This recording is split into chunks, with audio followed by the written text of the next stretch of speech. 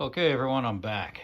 In case you haven't noticed, I haven't put out a video in probably about a week or so, just due to life getting in the way and not really working on the car, or really didn't have anything interesting to talk about on it. I actually had to order some parts, so that kind of put me behind.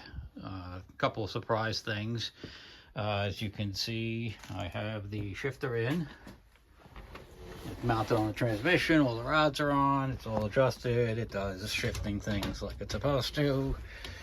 And I still have to permanently mount the cover. I had to make some modifications to it to get it to fit just the way I like it. And I have this little guy that's going to go over there like that, and then the console goes over the top of everything. And there's a little insert that goes in the top of the console, a little like plastic oval thing. It's just the right size so you can drop things into it and never be able to retrieve them again. Anyway, so got the shifter in there. I'll show you what's going on underneath here before I finalize everything. There's the shifter. It's a Hurst. I think it's a competition shifter. And as you can see, there's a silver mounting plate right here. That's 66 GTO shifter mounting plate, and that is for a console car.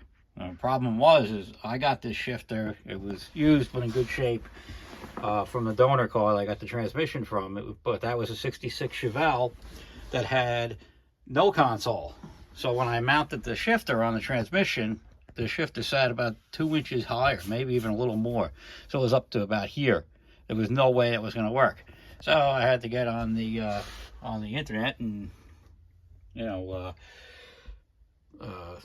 poke around a little bit and find out what the heck was going on. So I found out about that, and then I got the shifter plate for the car. And thankfully, I realized before that I ordered the shifter plate that the shifter linkage was going to be different also, because you're lower down now, so the geometry changes. So I bought new shifter linkage for it as well. Got all that stuff mounted up today. Yeah, so everything's adjusted and ready to go. I also had a dry shaft built. I had a new one built because this one here, this was the original one, and it had seen better days, because it's got little dents on it and stuff. And back when it was an automatic, I was driving it and I felt like there was vibration, and I was wondering if that was where it was coming from. So I said, the heck with it, why chance it? I had another dry shaft built, just got done painting it this morning.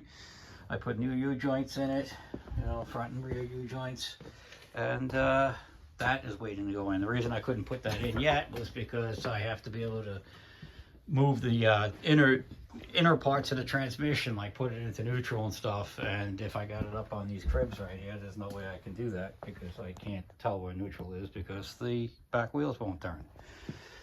So anyway, that's just a little update. I'm gonna start putting this back together. I'm gonna seal it up nice, put some rivets in here, and hopefully that'll be it for that. So I'll keep you updated. I'll probably put out another short video a little later on. Bye.